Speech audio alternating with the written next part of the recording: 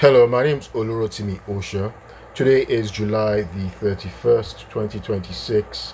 I'm continuing with my discussion of Homer's epic, the Odyssey. I'm going to be discussing the final chapter, book 24. But before I do that, I just wanted to mention something that Homer depicts in book 24.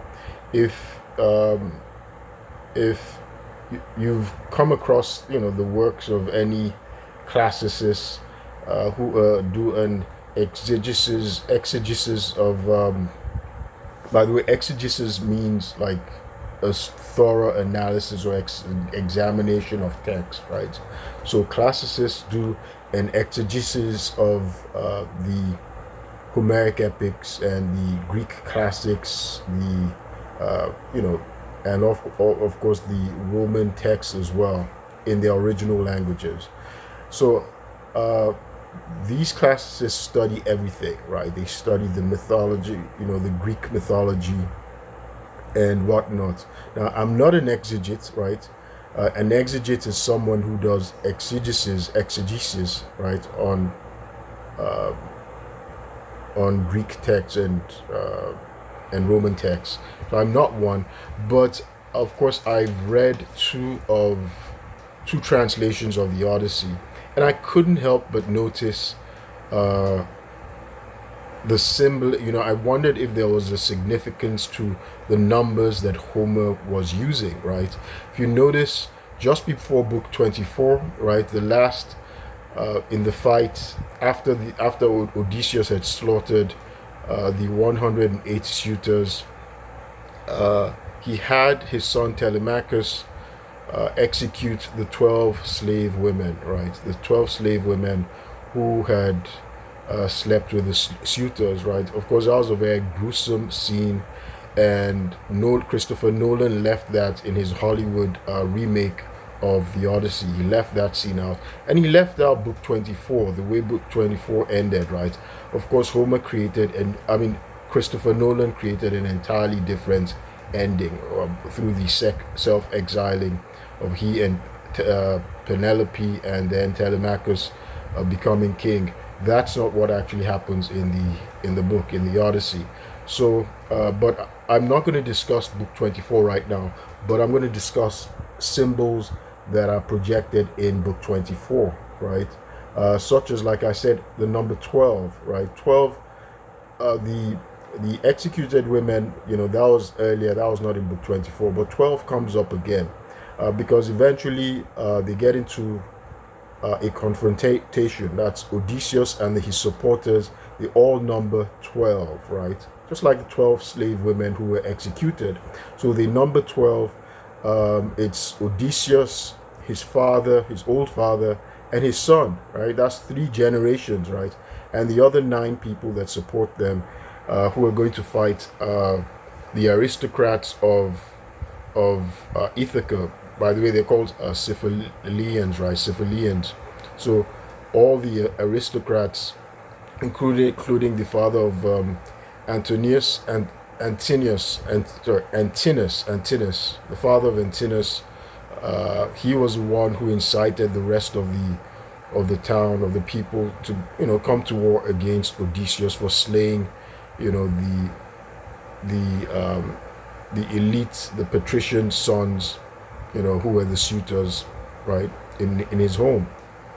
So Odysseus, his father, and his son, they're 3, and then 9 slaves, 9 of their loyal slaves join them. So they make 12, and they're going against the town. So what is the significance of 12? 12 is very significant in Greek mythology, right? And we can see that's handed out down to us. First of all, the Olympians, right? Christopher Nolan manages to excise the Olympians, right? He doesn't portray them as human beings, as characters like in the Clash of the Titans, the 1980s make, in which Harry Hamlin stars as Perseus. We see Laurence Olivier stars as Zeus, right? And there are other people as well. In the later remake, I think that was it in 2010, I can't remember. Liam Neeson stars as Zeus. So there are normally people in Hollywood that have portrayed the Olympians, but this time there's nobody except Zendaya is supposed to have been playing Athena, right? But it turns out she was not really Athena, but she was a high priestess that had been slain, and she was just being projected as some form of manifestation of a delusion or PTSD that Odysseus was suffering, which is of course not the book. That's a reimagining of Homer. But in any event, let me get back to the significance of numbers, right, in Greek philosophy. So the Olympians are 12, right? The Olympians are 12. They live on Mount Olympus. They're the supreme deities in Greek mythology, Greek religion. Of course, that includes Zeus. So they're 12. They live on Mount Olympus, and again, they're also divided. The children of the Titans, right? 6 sons, 6 daughters. So you see 12. So 12 is significant. And the Greeks, right, divided their day and their night into 12 hours daytime, 12 hours of daytime, 12 hours of nighttime, which gives us 24 hours in a day. So this was something that the Greeks did in their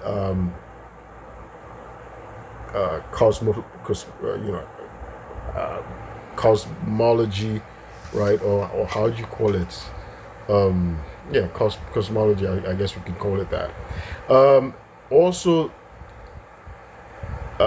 we also find 12 was also significant for the Greeks in terms of their lunar cycles, right? So 12 months, for instance, and zodiac signs, right? The zodiac signs, are 12, right? So they're 12. They had 12 zodiac signs. They had 12 lunar cycles, or we can call them 12 months. So 12 was very significant amongst the Greeks. Now the other thing is 3. We noticed 3 as well. I just mentioned that there were 3 generations. Laertes, that's Odysseus' father, the former king, and then Odysseus, the current king, and then Odysseus' son, Telemachus. So 3, right? And 3 is very significant, right? Apart from their philosopher, one of their greatest philosophers, Pythagoras, right? Pythagoras had the rule of 3. He thought 3 was a complete number, right? Because 3 had, it symbolized, it had a beginning, a middle, and an end, right? So 3, right? 3 was also significant because he thought 3 represented harmony, wisdom, and understanding. So 3 was very significant amongst the greatest of Greek philosophers, right? The mathematician Pythagoras, right, who gave us Pythagorean theorem. So 3 significant, but also the Greek cosmos was divided the universe amongst 3 gods, 3 brother gods, right?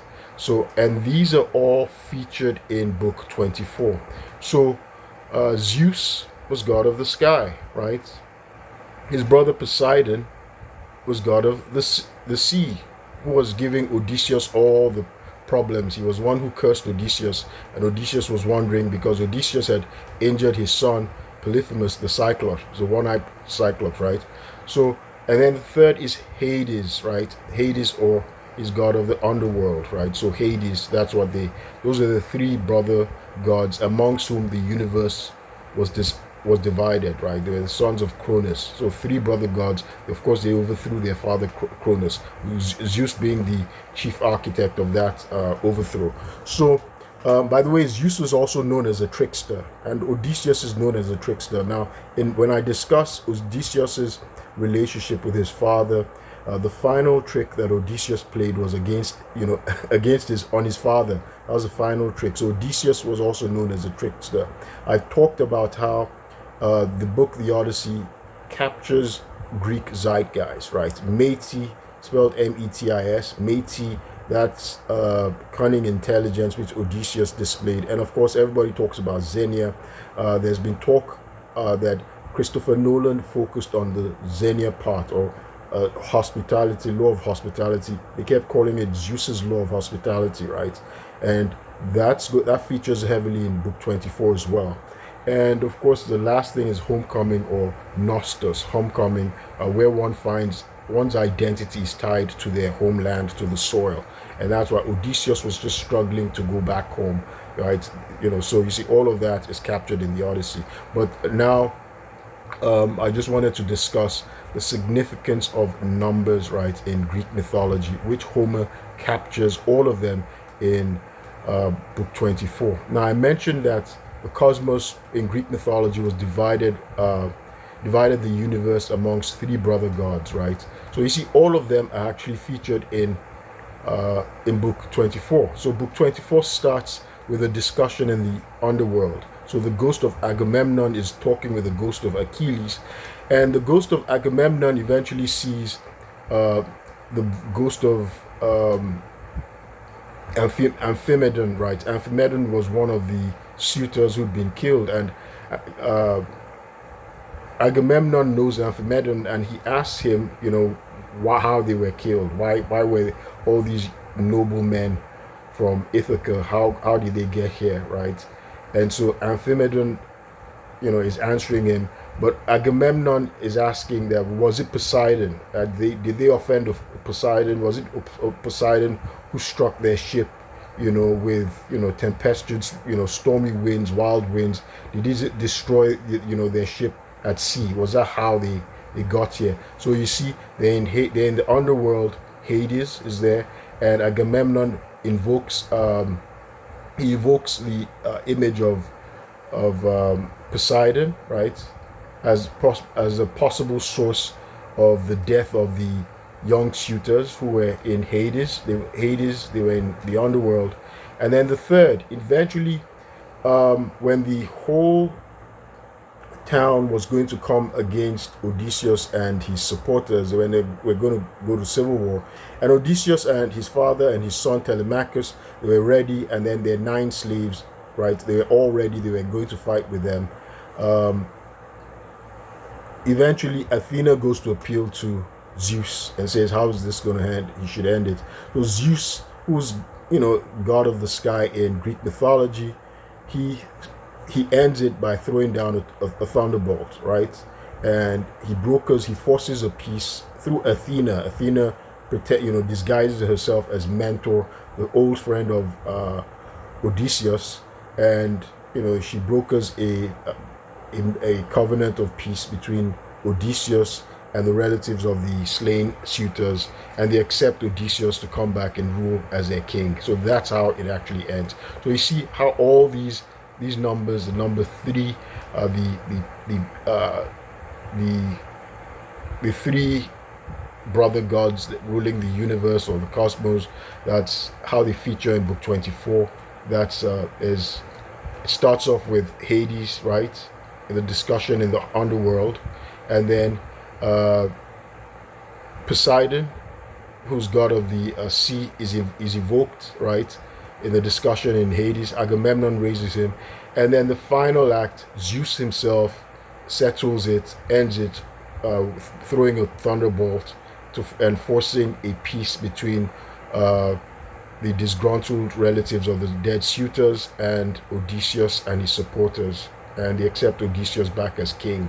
So that's how it ends. So all 3, and then you see the 12. The significance of 12, as I mentioned, it was it was 12 people who were going to fight the entire town. So all these numbers Homer brings out in book 24. Now, talking about symbols and numbers, I think I'm going to do a video discussing the Da Vinci Code, because in the Da Vinci, I've watched the film, which stars Tom Hanks, and he does a pretty good job, but it's hard to, because there's a lot to unpack. So Dan Brown is the author. I've read the book. Dan Brown does a greater job. It's a greater read, and it's about symbols. So the protagonist is a professor of symbols at Harvard University, and so I'm going to do a video, and I'll just discuss how the book compares to the film, and it's going to be like a precursor to my discussing the comparison of the Odyssey film by Christopher Nolan and Homer's book, The Odyssey, which I've read. By the way, I've read two translations, Evie Rowe. The second one is Samuel Butler, right? And they're two good translations. In any event, I thought that I should just discuss the symbol, the significance of numbers. I kind of was inspired by Dan Brown's books. I've also read The Origin, by the way, just in case, to remind us of this new world of AI, artificial intelligence. So AI actually goes rogue in the book The Origin, right? AI kills a billionaire. Uh, I think he was a Harvard grad or something like that. But it's a very interesting book, and well, I've given you. I was a spoiler alert. I kind of like let the cat out of the bag of what really happened. Anyway, I'll stop this here. My name is Olurotimi Osha. I'll keep you posted. Thank you.